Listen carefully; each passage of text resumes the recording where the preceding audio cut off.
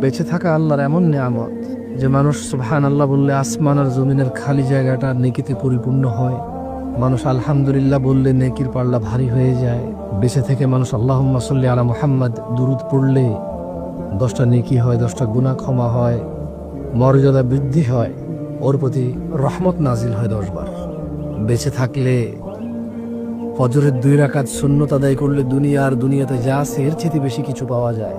বেঁচে থাকলে ফজরে 2, জোহরে 6, মাগরিবে 2, ইশায় 2, মোট 12 রাকাত সুন্নতে মুআক্কাদা পড়লে আল্লাহ সুবহানাহু ওয়া তাআলা জান্নাতে ঘর তৈরি করবে। যে ব্যক্তি প্রতিদিন 12 রাকাত সুন্নত আদায় করবে তার জন্য আল্লাহ একটা করে ঘর নির্মাণ করবে। সুবহানাল্লাহ।